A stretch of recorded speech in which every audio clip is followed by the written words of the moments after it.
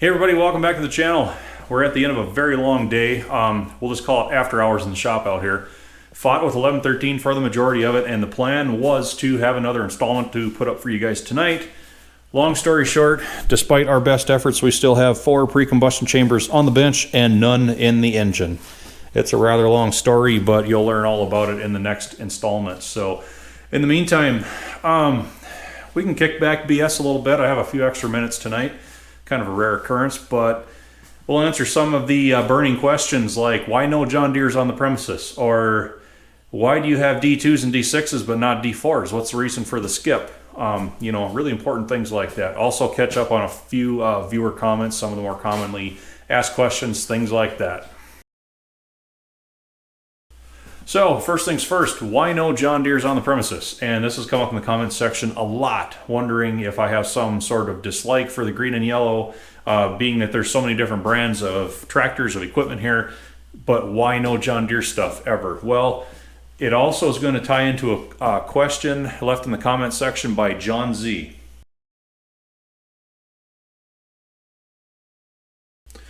He asks, just how much old parts do you have on hand for some of these old gals? Seems like you have everything, or is it you just get it while you find it? Yes and yes. And no, but in a roundabout way, my monkey brain is going to interconnect why no John Deere's and a lot of parts for Caterpillars. Bear with me. Back when I was a kid, before I had a job or money or means or anything, I did kind of have an interest in John Deere's, and I didn't have anything for tractors, machines, nothing back then. I liked some of the unstyled letter series. They were really big back then. They're not quite so collectible right now. They're kind of falling out of favor for slightly more modern tractors, but that's kind of going on with a lot of things. We digress. Anyway, you know, I don't really have a problem with John Deere's, and I would have gladly owned a few, but they were just all way too expensive for me to ever have a chance to have a crack at when I was a kid, because they were so sought after then. And they kind of still are now. But, you know, my family, my grandfather, my dad, they all had farmals. So I pretty much grew up, started, you know, riding on those tractors, learned how to drive on those tractors. Every job we did at the sawmill on my grandparents' farm around here was done with red tractors, and it just became something that I became used to. You start learning about all the little detail aspects of them, all little elements like that. And long story short, I ended up with my grandpa's narrow front H, his 1945, which is now my H. And it's just kind of something that it was attainable. It was something I won't say I fell into, but it was something I was eventually able to have. And as I ran that tractor, things needed to be fixed, so that led to buying parts, that led to obtaining manuals, that led to learning more about it, which led to buying parts tractors. And you eventually end up with all kinds of red tractors and tractor parts around and no green ones in sight. But I like to be well equipped for parts, for options to fix things. And when I'm going to go through a machine, like from front to back, you need like 2 to 3 parts tractors to really have enough good serviceable components to really go through thoroughly one unit front to back and have it really, really good. I like being well equipped when it comes to parts and options on hand to perform repairs. So that leads me into the question about, it seems like you have a whole lot of parts for Caterpillars. Do you just have everything, or do you just pick it up whenever you find it or whenever it becomes available? The answer to all those questions is yes. And that's kind of why I don't have John Deere's, because I never really got into them. It was never anything that was ever really attainable for me at that time. Had I been able to get my first John Deere, I might not have any red tractors at all. It's just what gets that ball rolling, and you know, where does it take you? And the Caterpillar things are pretty much the same way. I never set out to have antique Caterpillars. It was all wheel tractors back in the day. But I've told this story on the channel before. I kind of fell into the prototype Minneapolis Moulines that are on the place, and the prototype crawler X253 is what got me into the Caterpillar world, because the original undercarriage from X253, being all Caterpillar components, got taken off and put on my grandfather's old D2. He sold his D2. Years later, I came back and bought X253. sitting on the ground, no tracks, no undercarriage. Tracked down my grandfather's D2 only to buy that undercarriage because I was kind of a Minneapolis Molina aficionado at the time. And all it took was just to play around with a Caterpillar dozer a little bit, and I've been primarily a Caterpillar enthusiast ever since. Kind of all happened by accident. And that's kind of another reason why it's so easy for me to get into these D2s and just work on them and be enthusiastic about it and love it and want to do it, because I've been, like I said, collecting D2 parts ever since. 5J2115, my grandpa's old cat, I've mentioned many times, was such a mechanical wreck that I worked on it a lot, but I learned a lot about Caterpillar machines, primarily Caterpillar D2s. That leads to parts tractors. That leads to, like I said, with the H, you're buying parts, you're buying manuals, you're learning more about it. The more you learn about it, the more you know what to watch for. When parts become available, you learn what pieces are very hard to find. You learn what they're worth, and you know when something comes up for purchase, you know if it's something that you should jump on, and you know if you should do it. Because 9 times out of 10, especially with whole Caterpillar stuff, if you find these certain key components that are very, very hard to find in good condition, you had better make that purchase when it comes up, because you might not get another crack at that. So I've been doing that as well for years for Caterpillar D2s, to have plenty of options on hand for repair, lots of parts tractors on hand. And I mean, I've basically taken like 3 different tractors, 4 if you consider the engine block that I use for 1113. We got like basically 4 different units being combined into one pretty much rebuilt machine, because with a lot of those parts, purchasing new is not an option anymore. You have to have a lot of good used options on hand if you're really going to be able to repair something effectively. So that's why if it seems like I have almost everything on hand that I'm going to need, that's kind of by design. I've tried to do that at the least just to keep the YouTube channel rolling, because I've been trying to throw a video up every 2 days, and for as much as I put into each video, it's a lot of work. It pretty much keeps me busy every waking hour that I have, that I'm not doing other necessity things. And it's a lot to keep set up in advance so that you have all that stuff on hand, so that when you get done with one area on a machine, you can roll right into another, and as soon as you're done cleaning and prepping, you can go right back into the reassembly. So yes, there's a lot of forethought that goes into it, and there are a lot of parts and pieces that I've stockpiled because I know I'm going to be needing them. So hopefully that answers the question as to why I don't have John Deere's and why I have a lot of Caterpillar parts. To me, it's all connected. So to put 10 minutes worth of talking into a nutshell, if I bought one D4, I would have to buy other D4s, and at this point I can't store 5 D4s. Same goes for John Deere's as well. That being said, I am kind of looking at another RD6 for parts. It's about 3 miles away, and I think I can get away with towing it down the road to get it here. Now, I have D2s and I have D6s, but why not D4s? What's the reason for the jump there?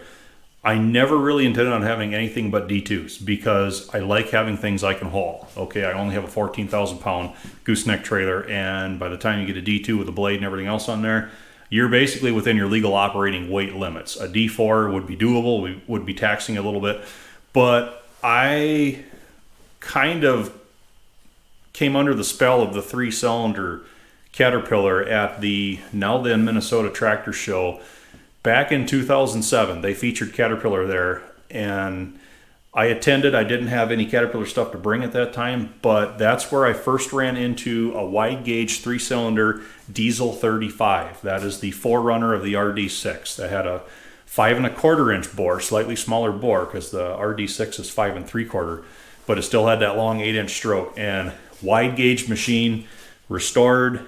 It looked awesome. It looked mean, that wide stance, and it had that 3-cylinder cackle that I just fell in love with. It only took hearing it one time, and I decided I'm going to have one of those. That thing, it just looks cool. It sounds neat, and even though I can't haul an RD6 myself, I did end up finding the wide gauge one that I drive around here and do a lot of the jobs with, and then I found that narrow gauge one over in Cumberland, Wisconsin that's sitting out here, the 1768, the one that I did kind of the, tractor sits around a lot, maintenance on the other day.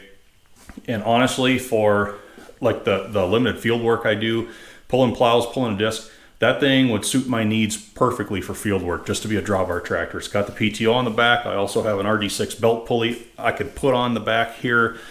do belt work, do PTO work, or just pull plows. I'd love to pull like 2-3 bottoms with an on-land hitch in tandem behind that thing just for the fun of doing it. I'd love to get to that tractor, but I got too many other irons in the fire that I have to finish first. And on that topic, a lot of people have been asking about X231, and it's here. I have not abandoned it. It's just kind of a bookshelf right now and a hat rack, but I'll be getting back into it.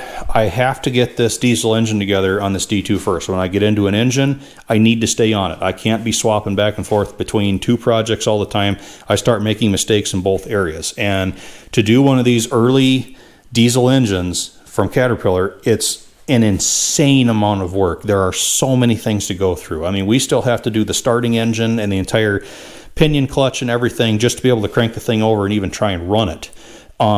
The flip side of it is, once you finally work your way through one of these early Caterpillar diesels, especially in a D2, you've got 2/3 of the work behind you. The whole rest of the tractor goes pretty dang quick after that, because everything is just big and heavy after that. It's not all this little intricate stuff where you have to maintain all these really tight, close tolerances. I mean, you still have to keep everything within spec, but the rest of the chassis is a lot more forgiving than this diesel engine is, or the starting system. It's just a lot of work, and I need to stay focused on this if I'm going to be able to do it properly and get it put together without making, like I said, stupid mistakes. I did get quite burned out on X231. I mentioned this several times when it came up in the comments section.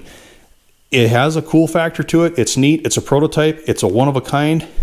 That also is kind of the Achilles heel for me. All the parts in here, most of them are one-off, and most of them are next to destroyed. It's like it fights you every step of the way at every turn, and I just got burned out on this thing. I got to the point where it was like a job coming out here to work on it, and when I get to that point, I'm better off just quitting on this and going to do something else for a while until I get back in the mood, because the last thing I want to do is start cutting corners, start letting the quality of the work drop off, and I try to maintain a factor of there's no such thing as good enough. It's either right or it's not. And if I'm not into it, I'm best stepping away from it for a while and getting back into the mindset of, yeah, we're going to get on top of this thing. We're going to do this. And honestly, working on this D2 has really, really, really been a welcome change. And like I said, I'm finally getting the opportunity to put all these parts, all these pieces to use that I've been accumulating for years and years, saying someday, I'm going to be able to use all this stuff. And this is the difference between this is something I get to do, and that's kind of something I have to do, if that makes much sense. So getting a little bit long-winded here, I know, but final thing I want to touch on. Here's another comment that came up the other day that is almost impossible to give an accurate answer to. Mad Dog asks, is $1,500 fair for a D2 that has not been run for more than 40 years? The pony is tight. It does have a blade. It was parked back in the day due to a steering clutch problem. It has wide tracks. So I get, hey, is it worth it question a lot on a lot of different machines. And assessing the value of an old crawler tractor, I'm not just talking Caterpillars here, I'm talking crawlers in general, is completely different from assessing the value of a wheel tractor. Crawler tractors kind of have a whole different set of rules when it comes to, is this thing worth money or not? You have to have a trained eye, you have to know what to look for, and you pretty much have to be able to see it, walk around it, pull on levers, measure tracks, just look for visual cues that would indicate hi, our machine wore out, or maybe this thing's still pretty good. And it's next to impossible to give an accurate yes or no based on, well, it's this, and he wants $1,500 for it. I'll try and break it down here as quickly as I can, but there's going to be a lot of things that I'm still not going to be able to touch on because there's just so many factors. Number one, biggest factor when looking at an old crawler is condition of undercarriage. And that's another thing where you have to have a pretty good trained eye to know what you're looking at and to know what the red flags are. Do the rails look like they're wore out? Are the roller flanges beating on the pin bosses? Are the front idlers adjusted way out and it looks like the tracks are stretched and out of life? How are the sprocket teeth? Are they sharp? Just looking at all kinds of different aspects like that. Undercarriage is the #1 biggest determining value factor in an antique crawler because undercarriage parts are so expensive and increasingly are absolutely impossible to find new. If you can find an old crawler that has a very good undercarriage, it's worth $1,500 all day long. Even some models double that. That being said, you can have a crawler tractor that runs sweet, drives nice, steers, stops, pulls good, clutches don't slip, starts easily, doesn't smoke, and if it has absolutely worn out undercarriage and tracks, it's barely worth anything, because if you can't put the power to the ground, all of those other attributes are pretty much worth nothing. So you also have, what series is it? D2's had the early J series, 3Js and 5Js. Then they had the later U series, 4Us and 5Us. And then there's the even later, late U series that had several different other attractive options on it as these things became more refined. You know, it's, what model is it has a lot to do with what's the value. The blade on it, is it an aftermarket blade? Is it a Cat Factory blade? Are the hydraulics aftermarket, or are they Cat Factory, or is the whole thing a cobbled up affair that somebody welded up in their backyard? That, you know, factors into it. Steering clutch problems. If this thing has not run in decades and was originally parked for a steering clutch issue back in the day, that is a humongous repair on a Caterpillar D2, and it costs a lot of money. I mean, steering clutch discs alone, new frictions and steels will run you in the neighborhood of $600. If you need to buy brand new steering clutch drums, which if you have frozen and stuck steering clutches, which happens a lot on D2s, a lot of times you will break that steering clutch drum trying to get the final drive off. Drums brand new are north of $250 a piece, closer to $300. Good used are also getting harder to find, although they are out there, but it usually requires you buying another parts tractor to obtain them. I mean, you can get in really deep here, really fast, just on steering clutch problems on a Caterpillar D2. You know, rule of thumb here, if that thing has not run in decades, and even decades ago it had steering clutch problems, I'll guarantee you it didn't get better. If it sat there for decades, nobody's scarfed it up, it's probably got worn out enough undercarriage that it's not really attractive for that. I'm generalizing here and I'm making a lot of assumptions, but it sounds like a deal where it's worth probably scrap price minus the cost of hauling. Not trying to sound, you know, stuck up or anything like that. That's pretty much the reality of it, and that goes for more models than just a Caterpillar D2. And of course, the bigger these things are, the harder they move because they're awfully heavy. And you get into D7s, D8s, a lot of times that requires overwidth permits and semis and drop decks. And, you know, it's funny that I never got into John Deere's because they were too expensive back in the day, but I ended up getting crazy over Caterpillars, which crawler tractors in general are the most expensive machine you could ever try to fix. Doesn't make a lot of sense now that I really sit here and think about it. That just kind of dawned on me right now. Wow. But yeah, it's, you know, there's still a possibility this machine for $1,500 could have almost brand new undercarriage on.